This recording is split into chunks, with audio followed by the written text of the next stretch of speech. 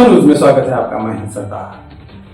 Doctor Annabhau Sathe का एक memorandum जिला अधिकारी को देते देते विजयपुर शहर के एमएलए, बीजेपी के एमएलए बसंतगौड़ा पाटिल एतनाल को भी मीडिया के जरिए यह मांग करते हैं ताकि डॉक्टर अण्णाभाऊ साठे, उनका भी इस देश में, उनका भी संविधान में एक हिस्सेदार है और उन्होंने भी हमारे देश के लिए बहुत सारे काम और त्याग बलिदान भी दे चुके हैं। अब वहां पर महाराष्ट्र में ही नहीं, हमारे देश के भी एक नामी हिस्सेदार, एक नामी व्यक्ति है। अब उसी तरह अण्णाभाऊ साठे के संस्थापक, उनका ये कहना है ताकि महाराष्ट्र में बहुत सारे चौके हैं, बहुत सारे इनके नाम है, मगर कर्नाटक में क्यों नहीं। अब तो हमारे देश के एक नामी ये भी व्यक्ति है ताकि उनका भी यहाँ पर एक पुतला स्थापना करने की मांग करते हैं। साथ साथ मंत्री जमीर अहमद को भी एक मेमोरंडम देते हैं ताकि इस मेमोरंडम में ये कहते हैं ताकि कुछ गलियों में यहाँ पर गरीबों को जो घर दिया गया है वहां पर बिल्कुल ही उस घर में गोलमाल है ताकि सीधे से घर नहीं बनाया गया है और साथ साथ अधिकारी भी उसमें शामिल है ताकि इसमें इन गरीबों को जो घर दिया गया है ठीक से नहीं बना पाए ताकि सब मिले जुले हुए हैं। इसमें गोलमाल का यहाँ पर आरोप भी है।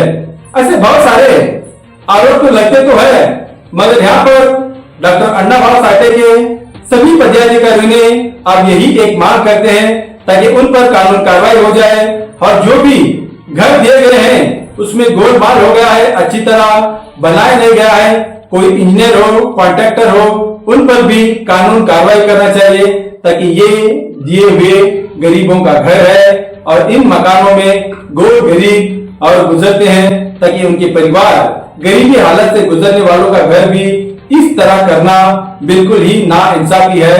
इंसाफ की मांग मानते हैं। देखेंगे एक रिपोर्ट में।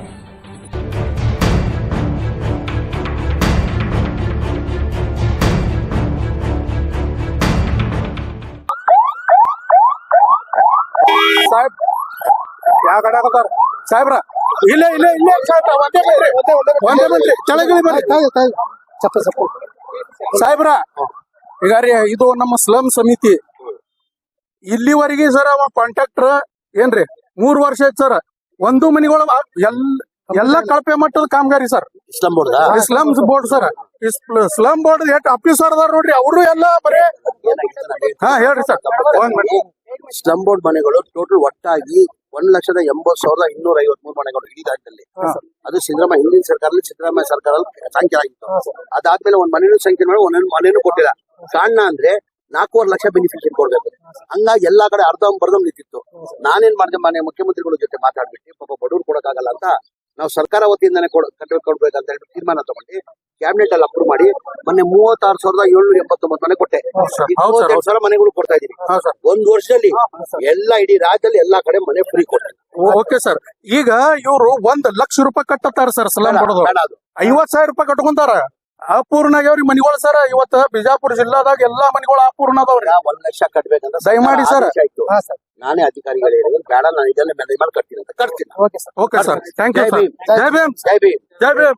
ಜಮೀರ್ ಅಹಮದ್ ಖಾನ್ ಸಾಹೇಬ್ರಿಗೆ, ಜಮೀರ್ ಅಹಮದ್ ಖಾನ್ ಸಾಹೇಬ್ರಿಗೆ ನಡೆ ಸರಿ.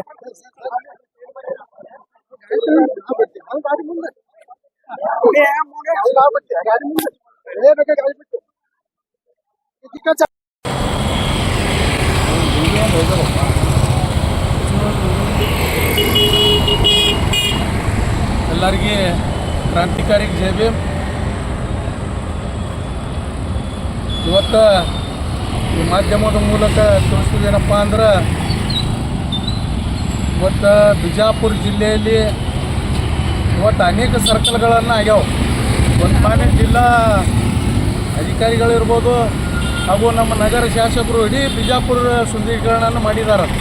ಅದಕ್ಕೆ ನಾವು ಅವರಿಗೆ ಸ್ವಾಗತವನ್ನು ಹೇಳ್ತೇವೆ. ಇವತ್ತೇನಪ್ಪ ಅಂದ್ರೆ, ಇವತ್ತು ಅಣ್ಣಾಭಾऊ ಸಾಠೆ ಸರ್ಕಲ್ ಬಗ್ಗೆ ಮಾನ್ಯ ಜಿಲ್ಲಾಧಿಕಾರಿಗಳಿಗೆ ನಾವು ಈಗಾಗಲೇ ಮನವಿ ಕೊಟ್ಟಿದ್ದೆವು.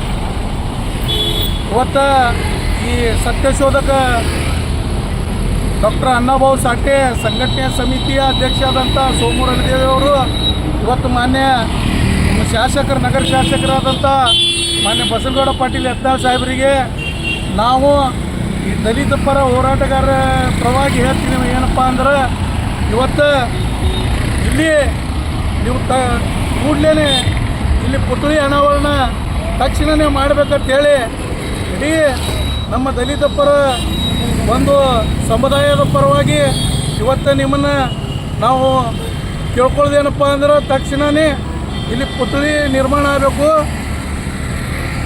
ತಕ್ಷಣವೇ ಇದರ ಬಗ್ಗೆ ಕಾಳಜಿ ವಹಿಸಿ ತಾವು ಈ ಪುತ್ಳಿಯನ್ನು ಅನಾವರಣ ಕಾರ್ಯಕ್ರಮವನ್ನು ತಕ್ಷಣವೇ ಮಾಡಬೇಕಂತೇಳಿ ಇವತ್ತು ಸತ್ಯಶೋಧಕ ಡಾಕ್ಟರ್ ಅಣ್ಣಾಭಾऊ ಸಾಠೆ ಸಂಘಟನೆಯ ಸಂಸ್ಥಾಪಕ ಅಧ್ಯಕ್ಷ ಆದಂಥ ಸೋಮು ರಣದೇವಿನ ಇಟ್ಟೇಳಿ ನನ್ನ ಎರಡು ಮಾತು. ಜೈ ಭೀಮ್, ಜೈ ಪ್ರಬುದ್ಧ ಭಾರತ, ಜೈ ಅಣ್ಣ, ಜೈ ಲೌಜಿ.